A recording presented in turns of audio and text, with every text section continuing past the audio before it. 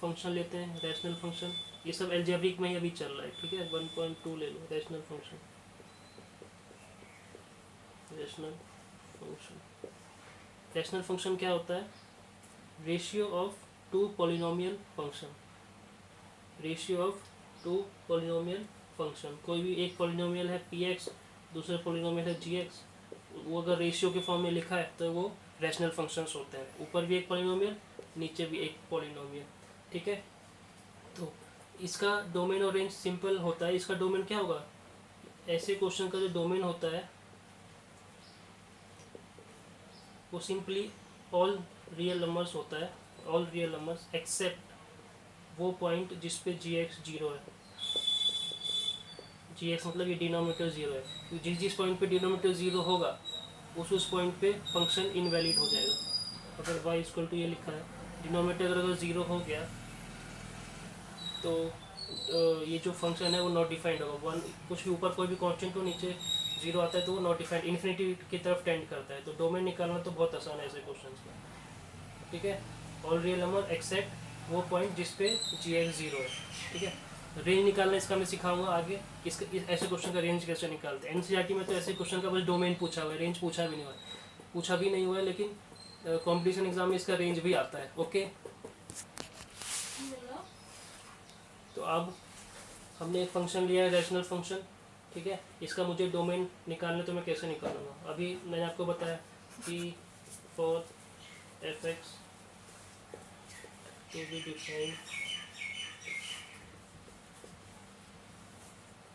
इसका जो डिनोमिनेटर है वो 0 नहीं होना चाहिए। देखो डिनोमिनेटर कब 0 होगा? डिनोमिनेटर में क्या लिखा है? x² - 8x + 12, ठीक है। इसके फैक्टर्स बनाओ। इसके फैक्टर जब बनाओगे, चलो मिडिल टर्म स्प्लिट करो, x कॉमन लो, -2, ठीक है। x - 6 और x - 2, ये फैक्टर्स बन रहे हैं इसका, ठीक है। ये 0 के इक्वल नहीं होना चाहिए, ये 0 के इक्वल नहीं होना चाहिए, ये 0 के इक्वल नहीं होना चाहिए, 0 के इक्वल नहीं होना चाहिए। तो x should be not equal to 2, 6। x 2 और 6 इक्वल नहीं होना चाहिए। क्यों?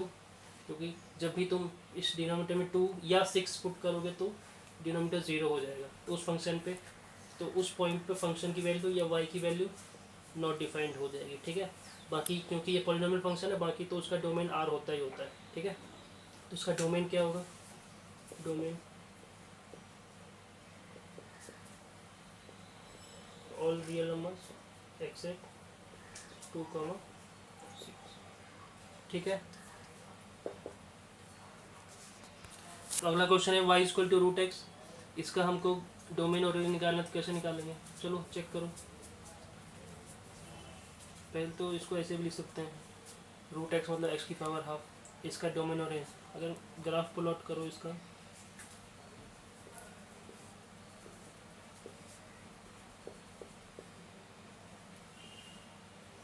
ठीक है। x की वैल्यू 4 लोगे तो y 2 आएगा, x की वैल्यू 25 लोगे तो y 5 आएगा, x की वैल्यू 9 लोगे तो y 3 आएगा, ठीक है।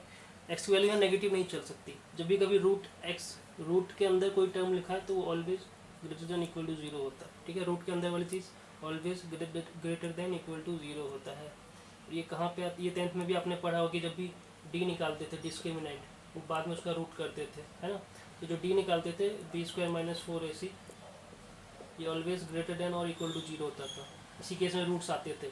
b² - 4ac जब लेस देन 0 नेगेटिव नंबर आ जाता था, तो आप बोलते थे रूट्स डज नॉट एग्जिस्ट, ठीक है। तो वही चीज़ है कि रूट के अंदर कभी नेगेटिव टर्म नहीं आना चाहिए। नेगेटिव नहीं आना चाहिए मतलब जो x है वो always greater than equal to 0 होना चाहिए, ठीक है। तो इसका अगर ग्राफ बनाएंगे तो कुछ ऐसा बनेगा, ठीक है। x की नेगेटिव वैल्यू नहीं ले सकते, क्यों? क्योंकि रूट है, रूट के अंदर नेगेटिव वो इमेजिनरी हो जाता है, ठीक है, वो रियल वैल्यू नहीं होती है। तो ये किसका ग्राफ है? y = √x का ग्राफ है। इसका डोमेन और रेंज देखो, बस पॉजिटिव वैल्यूज़ के लिए आ रहा है। x की पॉजिटिव वैल्यू के लिए y की पॉजिटिव वैल्यू आ रही है, ना तो x नेगेटिव में जा रहा है ना तो y नेगेटिव में जा रहा है। तो इसका डोमेन क्या होगा और रेंज क्या होगा? Domain belongs to all positive real number, range belong to all positive real number, और इंटरवल में लिखना है तो 0 से इन्फिनिटी, 0 से इन्फिनिटी। ओके, तो अगला फंक्शन हमने लिया y equal to cube root of x या x की पावर 1/3, ऐसे भी इसको लिख सकते हैं। ठीक है, इसका डोमेन और रेंज जब बोलेगा निकालने के लिए तो क्या करेंगे, प्लॉट करो। ठीक है, x की वैल्यू 8 लोगे तो y 2 आएगा, x की वैल्यू 27 लोगे तो y 3 आएगा। ठीक है, ऐसे ही x की वैल्यू अगर -1 लोगे तो y भी -1 आएगा। तो क्यूब रूट ऑफ x है तो वो क्यूब रूट जो होता है वो नेगेटिव नंबर के लिए भी सेटिस्फाई करता है। ठीक है, तो बस स्क्वायर रूट में होता है कि x ग्रेटर देन और इक्वल टू 0 होना चाहिए। तो इसका अगर आप बनाएंगे तो ऐसे बनेगा। ठीक है, थोड़ा और अच्छे से बना सकते हैं।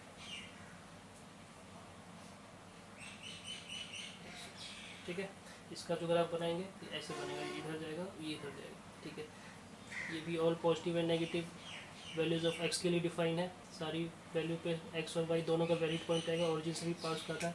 तो इसका डोमेन और रेंज, डोमेन क्या होगा, ऑल रियल नंबर्स, रेंज क्या होगा, ऑल रियल नंबर्स। ठीक है, ओके।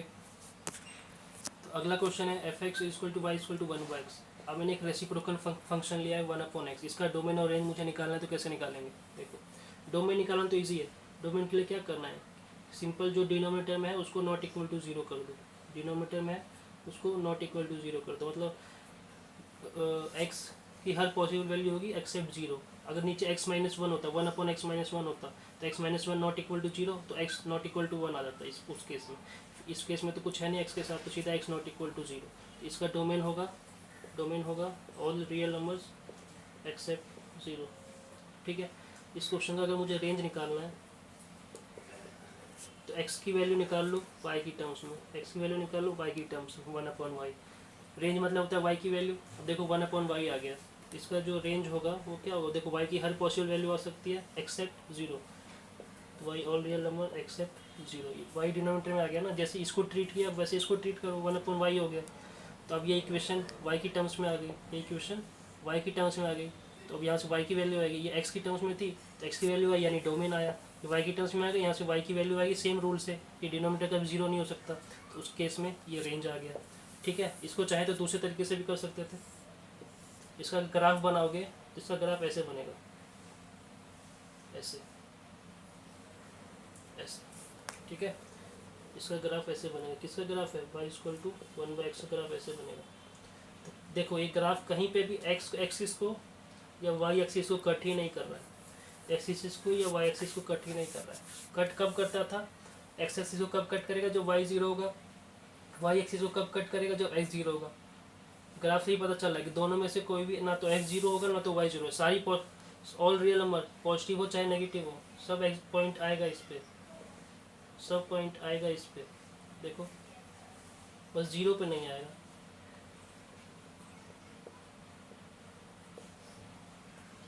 जैसे y की 0 वैल्यू पे देखो x इन्फिनिटी की तरफ टेंड कर रहा है, ये x एक्सिस को अभी टच नहीं करेगा तो इन्फिनिटी पे टच करेगा, जिसको बता नहीं सकते कितना आगे जाके टच करेगा। ठीक है, तो ना तो इधर कोई कर्व x या y को कट करे ना इधर करे, इसलिए ग्राफ से ही पता चला कि 0 इंक्लूड होगा ही नहीं। ओके, तो अगला क्वेश्चन लिया रैशनल फंक्शन, ऊपर एक पॉलिनोमियल नीचे एक पॉलिनोमियल, इसका डोमेन रेंज निकालते हैं। चलो, इसका डोमेन निकालना तो बहुत आसान है, x-3 नॉट इक्वल टू 0 कर दो तो x नॉट इक्वल टू 3 आएगा। तो डोमेन हो गया ऑल रियल नंबर एक्सेप्ट 3।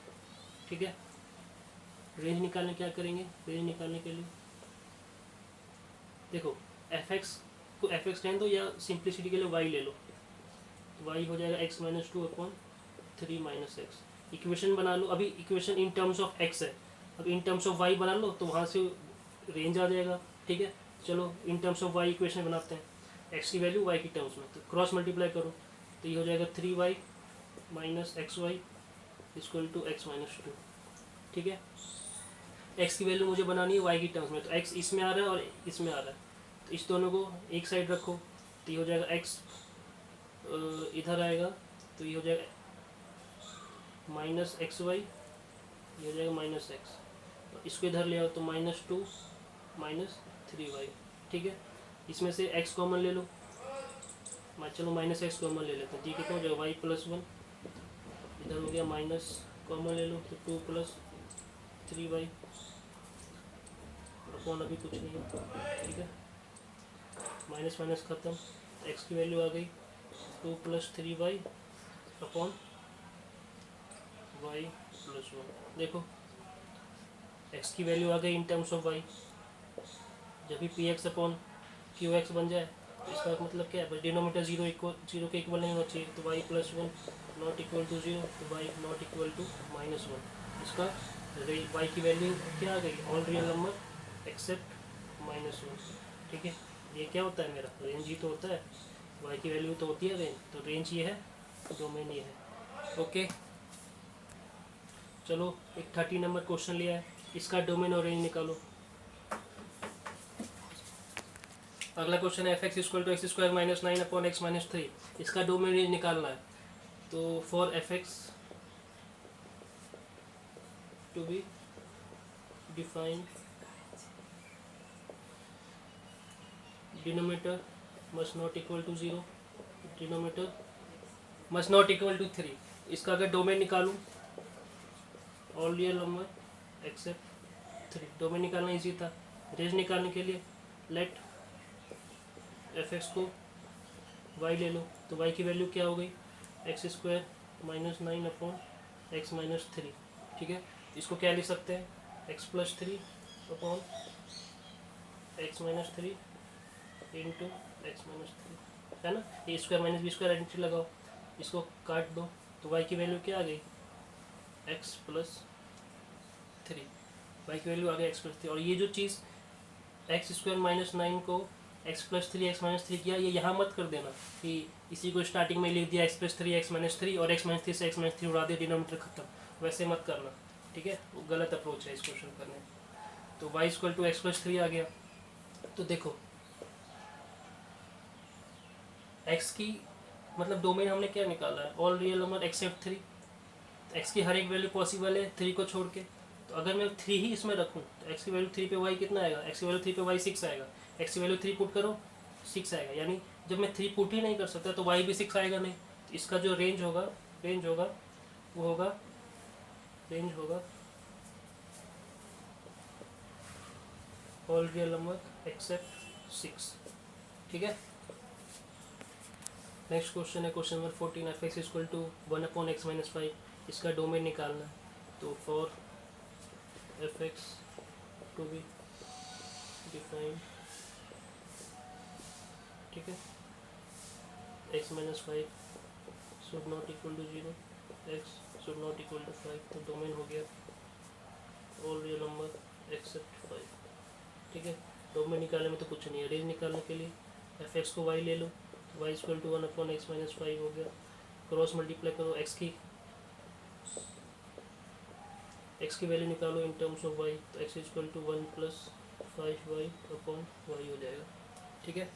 तो y की वैल्यू निकालेंगे यहाँ से, देखो फिर से, तो यहाँ पे रेंज आएगा ऑल रियल नंबर्स एक्सेप्ट 0, ठीक है, क्योंकि डिनोमिनेटर खाली y है, जैसे 1 अपॉन x था तो ऑल रियल नंबर एक्सेप्ट 0 था, उसी नीचे y है तो ऑल रियल नंबर एक्सेप्ट 0, ठीक है। अगला क्वेश्चन लिया question number 15, f(x) = 1 upon √x - 5, तो अब मैंने बस x - 5 पे रूट लगा दिया, तो उससे क्या चेंज आएगा, देखो डोमेन में क्या चेंज आएगा, क्योंकि डिनोमिनेटर में है तो x - 5 should not equal to 0, x should not equal to 5, ठीक है।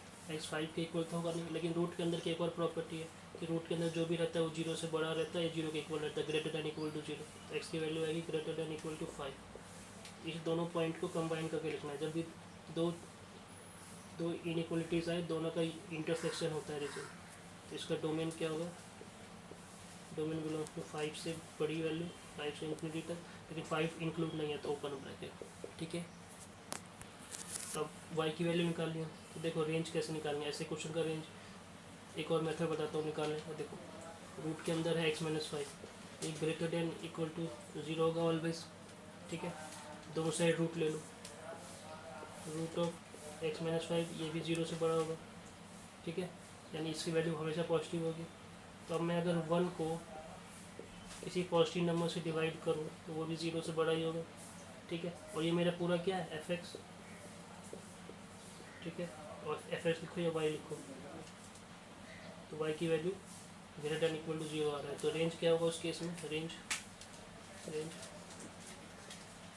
होगा y बिलोंग्स टू 0 से इन्फिनिटी। लेकिन एक मिस्टेक क्या होती है, इक्वल टू कभी नहीं होगा यहाँ पे, इक्वल टू नहीं होगा। क्यों नहीं होगा, क्योंकि डिनोमिनेटर में अगर ये इक्वल हो गया 0 के तो 1/0 तो इन्फिनिटी हो गया, तो नॉट डिफाइंड हो गया, ठीक है, तो ये नहीं होगा। तो यहाँ से आंसर आएगा 0 से इन्फिनिटी, ठीक है। तो 15 क्वेश्चन हमने आज किए हैं, क्वेश्चन 1 to 15। तो नेक्स्ट लेक्चर में आगे और क्वेश्चन देखेंगे। तो देखा आपने कि मैंने ग्राफिकल अप्रोच से भी बताया। अब अगर एक्स की ग्राफिकल अप्रोच तब यूज़फुल है जब एक्स की डिग्री 1 है, एक्स की डिग्री जब फोर्थ ऑर्डर हो जाएगी, फिफ्थ ऑर्डर हो जाएगी, तब ग्राफिकल अप्रोच का कोई फ़ायदा नहीं है, वहाँ पे फंस जाओगे, दिन भर करते रह जाओगे, ठीक है। तो उसके लिए मैंने और क्वेश्चन बताए अलग अलग मेथड्स, ठीक है, ओके।